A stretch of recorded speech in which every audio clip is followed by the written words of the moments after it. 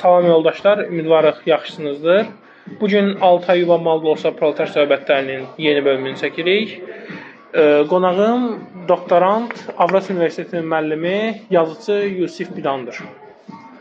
Çox sağ ol yoldaş, həmsələmlə təqdim elədin məni. Burada olduğuma görə şadam. Bugünkü mövzumuz propaganda və ədəbiyyat mövzusunu özündə həsrləyəcək. Əlbəttə, proletar söhbətlərinin əsas özündə qoyduğu normativlər olan sol bir mövqeydən biz burada baxacağıq.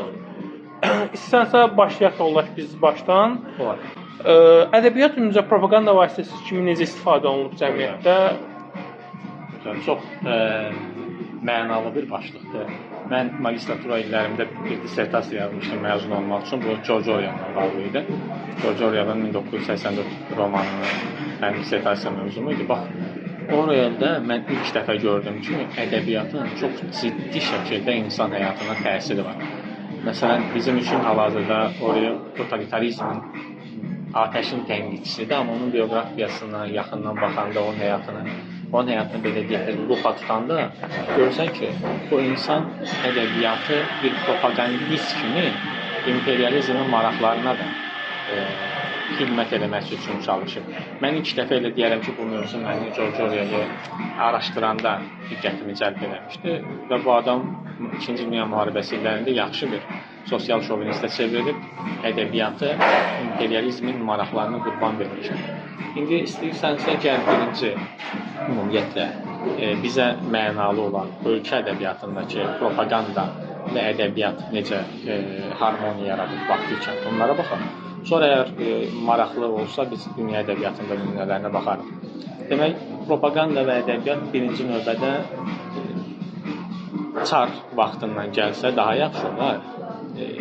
Bilmirəm, bizim izləyənlər bunu nə vaxt izləyəcək, amma biz təqribən 2 gün sonra da bu başlığa uyğun bir mühazirəmiz olacaq Aristotel fəlsəfə klubunda. Bax, mən onu bu söhbətin bəzi hissələrini orada da danışacağam. Deməli, Nabokov Rus ədəbiyyatı mühazirələrində giriş hissəsi Rus ədəbiyyatı yadıçılar və senzorlar adlı səhv eləmirəmsə bir başlıqla yazı yazıb. Orada Çar Rusiyasını biraz necə deyim, ideallaşdıraraq belə bir mövqe ortaya qoyur. O deyir ki, Çar Rusiyasında, Çar dövründə nə qədər qapalı bir rejim olsa da, hər yerdə, bütün sahələrdə bir baskı rejimi özünü göstərsə də, amma heç bir halda Çar ədəbiyyatçılara bunu yaz demirdi.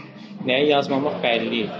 Məsələn, Çernyşevski Neytməlini həbsxanada yazmışdı, amma ona bunu yaz deyən yox idi. Yəni, Çarın maraqlarını ədəbiyyata gətir deyən yox idi. Bu maraqlı bir hal. Azərbaycan o dövrki ədəbiyyatında da, Çarın daxil illərində də bunu yazma mövzusu ola bilərdi. Bu həssas mövzudur. Çarın maraqları ilə üstə düşmür. Bunu yazma, amma bunu yaz deyə də bir təzyiqin olmadığını deyək. Təbii ki, biz burada Nabokovun gözü ilə baxırıq hadisələri. Mən çox yaxından bələd olmadığıma görə Nabokovdan sadəcə sitatları gətirə bilirəm. Əminliklə deyə bilmirəm ki, bəlkə də Çar dövründə başqa şeylər var idi. Amma hər halda biz Nabokovdan başlayaq, çünki Azərbaycanın yaxın tarixi də Çar Rusiyası ilə, onun müstəmləkə siyasəti ilə bağlı olub. İndi Sovet İttifaqı qurulanda isə artıq senzura və belə deyək, propaganda çox ciddi şəkildə Azərbaycan yazıçılarının həyatına təsir eləmişdir. 1934-cü ildə səhv eləmirəmsə, Sovet İttifaqı Yazıçılar Birliyi, Yazıçılar İttifaqı qurulanda kəskin şəkildə ədəbiyyatın meyarları ortaya çıxdı. Sosialist realizmin, sosialist ədəbiyyatın meyarları ortaya çıxdı və ədəbiyyatı müəyyən qədər propaganda kimi istifadə etməyə başladılar.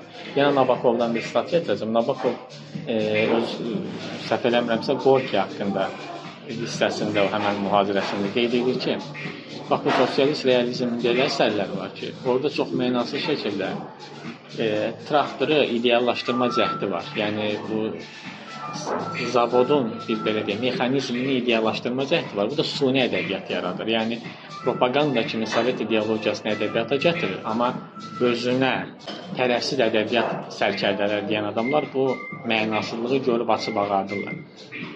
Sovet İttifaqında var idi. Bax, biz belə böldük ki, Nabokovun dilini. Çarda bunu yazma deyirdilər, amma bunu yaz demirdilər. Sovet İttifaqı dövründə isə həqiqətən də bunu yaz deyirdilər. Bax biz bu gün Mikail Müşfiqə baxanda hətta biz deyirik ki, Mikail Müşfiq müəyyən qədər təzyiqlərə məruz qalır. Amma baxırsan ki, Mikail Müşfiq o qurultayların birində, Azərbaycan Yazıçılar İttifaqı qurultaylarında birində deyir ki, mən 5 illik planı bu cür tərənnüm etmişəm. Mənə şans verin, mən növbəti dəfələrdə daha yaxşı tərənnüm edəcəm. Yəni görürsən ki, bu bizə deyir ki, bunu mənə necə yazmalı olduğumu deyirdilər. Sovet İttifaqında bu var idi. Necə yazmalı olduğunu, nədən yazmalı olduğunu, propagandanın nəyə xidmət etməli olduğunu qeyd edirlər. Əvvəlki söhbətlərdə demişəm, yerində xatırlatmaqda bir təkrarçılıq görmürəm, maraqlı məlumat. Birinci Rus inqilabı dövründə də məsələn Lenin Gorkiyə möhkəm tapşırır ki, bu da Gorkiyə birinci Rus inqilabını tərənnüm eləməyi məsləhət görür və Gorkidə bir məşhur ana romanını yazıb ortaya qoyur.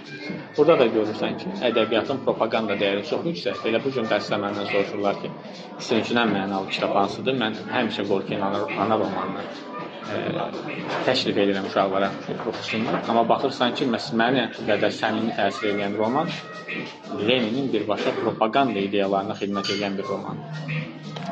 Sırf Azərbaycan ədəbiyyatında isə artıq ümumiyyətlə müasir Azərbaycan ədəbiyyatında, müasir Azərbaycan Respublikasında ədəbiyyatın heç bir çəkisi, heç bir qüvvəsi, heç bir dəyəri olmadığına görə yazıçılara bunu yaz, bunu yazma, yaxud bunu belə yaz, bunu belə yazsan daha yaxşı olar kimi tənələr, təkliflər eşidilmir və buna görə müasir Azərbaycanda ədəbiyyatın propagandist missiyası artıq yoxdur. O sadəcə Rob Grien'in belə bir sözü var. O qeyd edir ki, həyat nə mənalıdır, nə mənasıdır, o sadəcə var, vəssalam. Bax, elə Azərbaycan ədəbiyyatı da nə mənalıdır, nə mənasıdır, sadəcə var da, yəni. Neçə Azərbaycan ədəbiyyatı, heç bir propaganda dəyəri yoxdur, amma sadəcə var. Nəyinsə xətrini o deyən, propaganda eləyə bilir. O, məncə şeylə bağlı prosesdir ki, ədəbiyyatın da, nə deyirlər ona, oxuma vərdişlərinin də zəifləməsindən müəyyən qədər bağlıdır ki, məsələn də, yəni, bizim də bu propaganda və yumuşaq güc və sair məsələlərinə baxanda Gramsci'nin birbaşa hegemonya nəzəriyyəsindən danışmağa başlayır. Məsələn, sən dedin ki, Nabokov özünü yazırdı ki, çarlıqda nə yaz söhbəti yox idi. Nə yazma var idi, amma nə yaz yox idi. O, mənim öz şəxsi fikrimə görə prosesindən bağlıdır ki, o dövrdə qüvvələr tam dəqiqliklə bölünməyib də belə baxanda.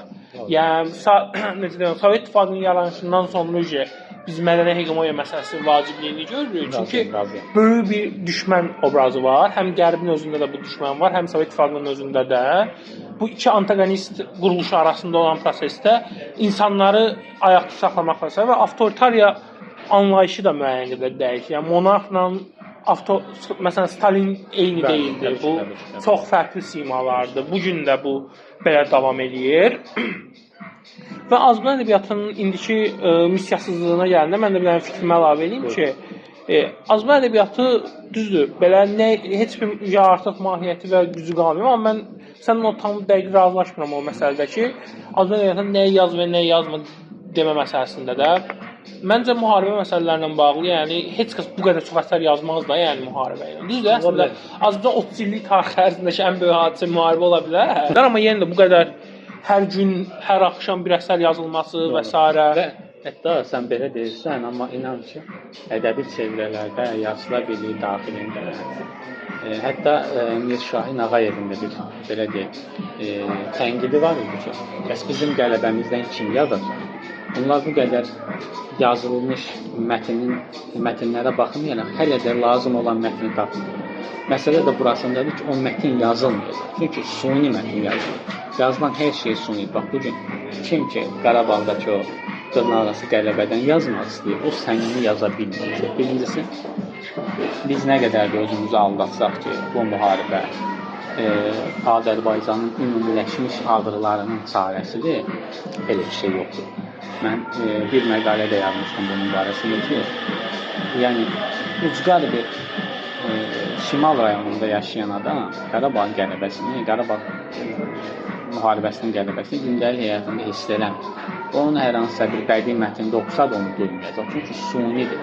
Sən nə qədər onu şişirdirsən, o partladı. Nəhayət o 20-ci ildə partladı, amma gördük ki, hamını birləşdirən dəyər deyil. Hərdən görürsən ki, insanlar fikirləşir ki, doğrudan da Azərbaycanlıları birləşdirən dəyər Qarabağdır. Mən bunu qəti əleyhirəm. Yəni Azərbaycan kimliyini birləşdirən bəlkə də bir məfhum var. Bəlkə həqiqətən o maddi bir şeydir, biz onu əlimizdən də tuta bilərik. Amma mən şiddətli şəkildə onun əleyhinəyim ki, Qarabağa bu qədər müqəddəs missə yükləməyin mənasızlığını başa düşmək lazımdır. Bir mənalı şəkildə demək lazım ki, bu günə Qarabağ müharibəsini ədəbiyyatda propaganda kimi istifadə edilmək istəyirlərsə, bu alınmayacaq. Çünki sunidir, təbii deyil. Müəlliflərin ona münasibəti də sunidir. Məsələn, insanlar necə bu qədər riyakar ola bilər ki, müharibədən sonraki bu şəraiti görürsən, Qarabağdakı bu qədər mənasız həyat tərzini görürsən, bu qədər mənasız idarəni görürsən, amma onu tərənnüm etməyə çalışırsan. Hər dəfə nümunə çəkirəm, bu həmən ədəbiyyatşünasların yeni çəkəcəm. O İpolit Teynin yaxşı əsərin yaranma resepti deyə bir formul ortaya atır. Heç mi ədəbiyyatda yaxşı əsər yaratmaq üçün ilqə də, məqama da, mühitə də diqqət eləmək lazımdır. Yəni mühit doğru ki, tarixi epoxada buna diqqət eləməlisən ki, bu gün nə var? Bu gün biz nəyin əsrində yaşayırıq? Bu hansı epoxadır? Amma təəssüf ki, bizdəki müəlliflər bu gün bu tarixi epoxaya gözlərini yumublar. Amma bunun daxili nəsə yaratmaq istəyir. Bu sunilik mənasız ədəbiyyata gətirib çıxacaq. Məni heç bu dövrdə, bu müharibədən sonraki 4-5 il ərzində bir dənə samballı mətin göstərə bilmir.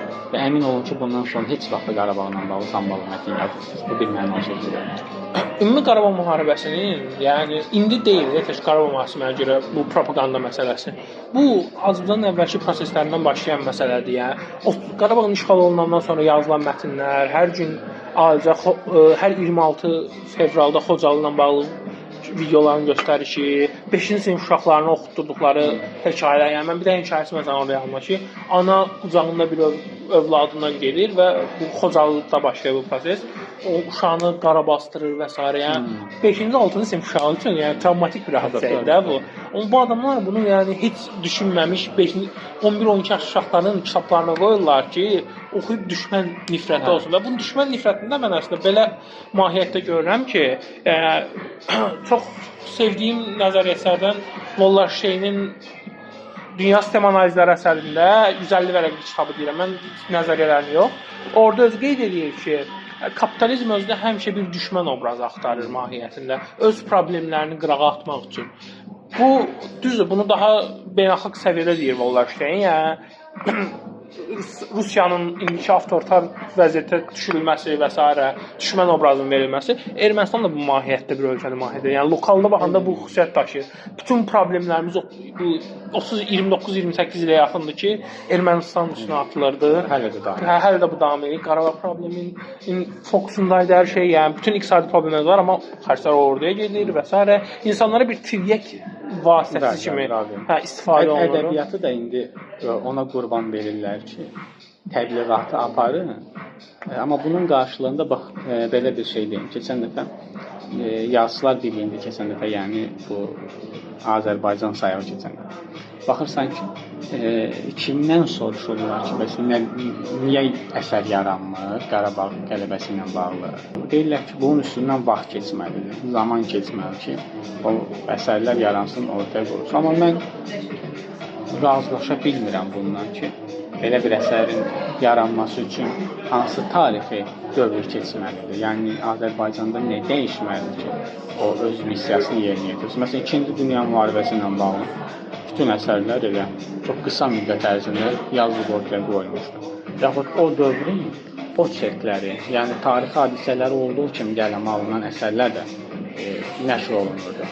Propaganda missiyasına təzədən qayıtsaq, ədəbiyyatın propaganda missiyasına, orada bir nömrəli məsələ odur ki, o ədəbiyyat hansı sinifin maraqlarına xitab edir.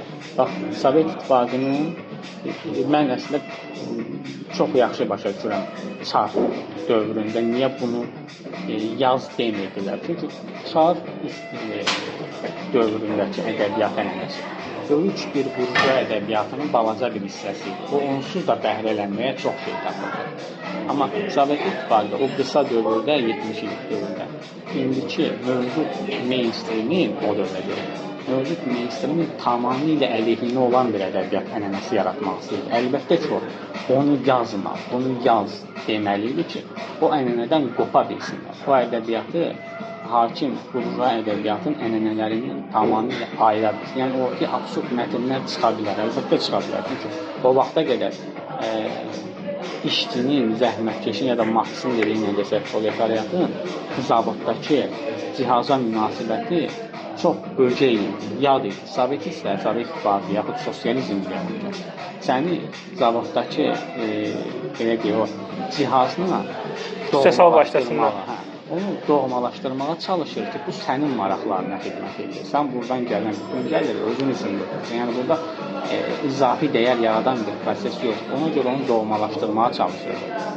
Əmək prosesini insanın daxilində mənalandırmağa çalışır. Amma əlbəttə ki, Çarda belə bir qayə yoxdur. Çar Rusiyası illərindəki ədəbiyyatın mahiyyəti, uzun illərin burjua ədəbiyyatının kiçik bir hissəsidir. Onunla söykənə biləcəyi eyni qədər ədəbiyyat siması vardı. Amma eyni yaratdığı ədəbiyyatda isə söykənəsi heç kim yoxdur. Söykənəsi ən qədim adam elə Marksın özü. Onun o tərəfdə də heç kim yoxdur.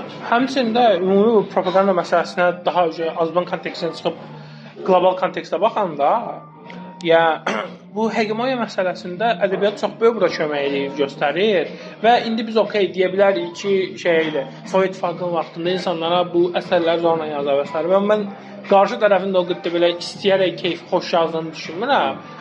Burada da yozlaşmaq məsələsi olduğu fikrindəyim. Çünki məsələn, mən bədii ədəbiyyat sahəsindən danışmayacağım, daha siyasi ədəbiyyatdan bilənməsini çəkəcəm. Sovet İttifaqının dağıldıqdan sonraki prosesə baxanda, burada bütün böyük politik yazarlar, Fukuyamalar, ardınca Harringtonlar və s. hamısı bunların əsərlərini yazanda bitdi, Sovet İttifaqı bitdi, artıq böyük düşmən qurtardı, yəni dünya bir qütüblüdür. Dünyanın sonu gəldi. Dünya bir qütüblüdür və bu qütübdən sonra necə deyirlər ona? Yeni düşmənlərin yaranması məsələsi də Harringtonun bu sivilizasiyaların toqquşmasından da yazdığı kimi də müsəlman və xristian cəmiyyətləri, şərqlər və s. bunlar hamısı mahiyyətində onsuz da mainstream siyasi cərəyana xidmət edir. Mainstream ədəbiyyata, mainstream iqtisadiyyata xidmət etməsi. Çünki yenə solun bir düşmən antagonist kimi saxlanılması bu insanlara xeyir verəsi proses deyildi. Yəni kapitalistlər üçün maraqlı deyildi. Yəni insan əsas düşmənin sol olduğunu göstərmək ona görə problem idi ki, bu sol olduğuna inanması. Bu dəqiqə sol çox özgüvənsiz vəziyyətdədir mənim fikrimcə və artıq tarixin hissələrinə silinmə dövrlərinə göstərməyə çalışırlar. Yəni bunun yerinəsə xristian və müsəlman münasibətləri, qərb və şərq arasındakı münasibətlər, demokratik və avtoritar arası münasibətlər böyük burjuaziyalara heç bir ziyan vermir. Amma mülkiyyət üstündən qurulan mübarizələr, onsuz bütün bu dediyimiz şeylər mülkiyyət üstündən qurulub. Yəni şərq və qərb arasındakı bu münasibətlərin problemli olmasının səbəbi qərbin transferli şirkətlərin şərqdə çökməyidir. Şərqin avtoritar iqtidarlarda olmasının səbəbi qərbin bunda davamlı istismar olması, böyük burjua təbəqələrinin daha rahat iqtisadi əlaqələr burada qura bilməsi üçündür. Yəni daha stabil, sabit ölkələrdə aparılması üçün transferli şirkətlər məsələn. Bunlar ayrı məsələlərdir. Yəni bu yenə də Antonio Gramsci'nin hegemoniya nəzəriyyəsi məsələsidir. Yəni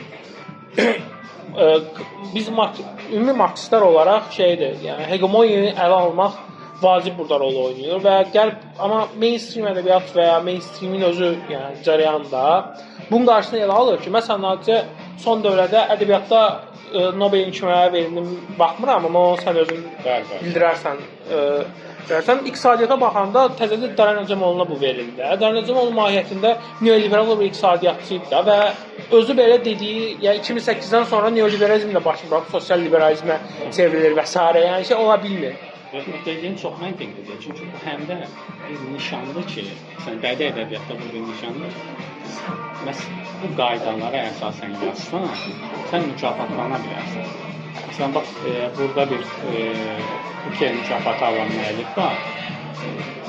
Bu əsərdə də heç bir ziddiyyət yoxdur. İstirabı bir Holland ailəsində acıza qalmaqallı bir həyat tərzi onu bizə göstərir və bunu mükafatlanır. Nobeldə isə, Nobel artıq mən deyərəm, Sovet İttifaqı çökəndiyindədir. Burjua məsuliyyətini çevrilir və burjua intellektualların mükafatlanmaq lazımdır. Hərdən düzdür onları kolonialist ölkələrə də verirlər, koloniyası olan ölkələrin nümayəndələrinə də verilir. Amma yenə də deyirəm, ki, bizə bir nişandır bu. Bax, bu qaydalarla yazsan, bu qaydalarla getsən, mükafatlana bilərsən. Yəni, bu bəlkə çox belə kəskin fərqlənir. Yəni, müasir dövrdə artıq özünə marksist demək, o qədər marjinal ifadə ki, yəni LGBT plus nümayəndəsi də marksist olmaq aşağı yuxarı eyni dərəcədə marjinal qəbul edilir. Yəni, hətta məncə marksist olmaq daha marjinal ola bilər yəni. Yəni ki, mən ətrafımda ümumiyyətlə sosial şəbəkədə ki, intellektuallar olsun, müəlliflər, yazıçılar olsun, filosoflar olsun, özünə marksist deyəndə mötərizənin içində nəsələ tapır onu görünmüşdür ki, plan nöqteyi nəzərdən marksist. Yəni baxırsan ki, bu artıq tarixdən silinib getmək üzrədir. Mən bilmirəm, ya baş verir. Həqiqətən tarixin sonu çox mənasız bir tarixdə yaşayırıq hal-hazırda. Bu ümumiyyətlə şeydir. Nobel məşələsində bir dənə də əlavə verim ki, ümumi bu baxışda heç vaxt işçi münasibətlərindən, radikal sol fikirlərin olduğu adamlara Nobel mükafatının verilməsi qarşısına alınır. Yəni tam görünür. İqtisadiyyatçılardan məsələn hamısı neoliberal iqtisadiyyatın mainstream xəttin üstündən gələn adamlara bu mükafat verilir. Ədəbiyyatda da yəni başa düşdüyünüzdə bu tip şeydir. Və kolonial ölkələrdən kiməsə ki Nobel mükafatının və s. verilməsi məsələsinə gələndə də məncə o şeylə bağlıdır. Oradakı icmalaşmaq prosesi ilə bağlıdır. Bu səhv eləmirəmsə 2 il ondan əvvəl ya da pandemiyanın dərhal sonra Burla adında bir Tanzaniyalı müəllifdir. Səhv eləmirəmsə onu düzəldərsiniz. Tanzaniyalı bir müəllifə vermişlər. O İngiltərədə yaşayan bir Tanzaniyalı müəllifdir. Onu da açıb oxursan ki, belə əsas məsələdən kənarda iki məsələlərlə məşğul olan bir adamdır da. Yəni bunu yazıb yaradan bir adamdır. Yəni Sartre hara, Camus hara. Və bunu bir ara bir düşünürdük ki, Pamuk dissident, Türk dissident. Amma baxırsan ki, Pamuk belə öz ölkəsində müəyyən proseslərdə iqtidara loyal olur. 2017 səbəbində, 2016 hətta deyirsən. Artıq demək olar ki, hər hansısa bir dissident haqqının mükafatlandırılması yekunlaşır. Yəni təəssüf ki, təkrar edin ki, belə mənasız bir tarixdə yaşayırıq. Yəni bizim üçün bütün qapılar bağlıdır. Ölkədə də bağlıdır, dünyada da bağlıdır. Yəni təəssüf. Ümumiyyətlə yazarların yazdığı yazılarla Pamuk və ya Pamuku daha doğrusu kənara qoyum. Sartre və ya Camus müqayisə o qədər şeydir ki, mənasızlaşması məsələsinə toxundum və ya orada bir də əlavə edeyim ki, bu məncə şeylə bağlı. Yəni əvvəl yazılması istənilən şey ədəbiyyatda əsasən mənim fikrimcə siyasi bir kontekst idi. Yəni liberalizmin zəfəri üstünə idi. Bu dəqiqəs ədəbiyyatda bu tip bir maraq artıq yoxdur. Çünki böyük düşmən Sovet İttifaqı yoxdur. Və bununla bağlı olaraq da artıq yeni bir fikir formatında lümpenizasiya mənə görə bu. Yəni şeydir, sözü kəsməm var da. İnsanların lümpenləşməsi üzrə. Onsuz qərb cəmiyyəti Yunanistan və s. çıxmaqla, Yunanistan da Fransa da müəyyən qədərdir. Türkiyə qərb saymıram yenə də. Bu bölgələrdə söz nəsil mənasında biz şeyi görürük, necə deyirlər ona. Artıq ədəbiyyat, kinolar və s. hamısı politik baxışların çıxarılması və insanların tam apolitik, lümpen formalara formalaşması. Yəni o müəyyən olası proseslərdə səssiz qalması və s. Hətta bunu ən çox da onsuz radikal sağlığın işlədiyi fikrindəyəm. Məsələn də demokratlardansa bu respublikaçılara daha çox sərfəyə bir proses. Çünki respublikaçılar mahiyyətində sağ liberaldır bu prosesdə. İqtisadi baxanda məsələyə ki, bunlar yəni şirkətlərin güclənməyini istəyir. Sərmayənin də qorxduğu şey aksiya dalğaları və s.dir. Buna görə bu Türkiyədə olan aksiyalardan sonra böyük sərmayədar kütləsi Türkiyədən çıxmaq üçün yollar axtarır. Türkiyə lirəsinin dəyəri biraz itirir və s. Bu stabilizasiyanın şeyidir, yəni prosesidir. Çünki artıq şey yoxdur, nə deyirlər, yəni bunların transmediya şirkətlərinin girə bilməyəcəyi ölkə yoxdur başdı. Şimali Koreya və İran deyilsənsə. Rəqabət yoxdur, bayaq yaxşı dedin ki, bu Kemanın məşhur tarixin sonu və son insan məqaləsində görürsən ki, onun təklif elədiyi model var ki, artıq liberal dəyərlər güclənəcək, liberalizm dünyaya hakim olacaq. Bu sonra başqa məqalə və s. yazdıqlarını təksir edə bilər.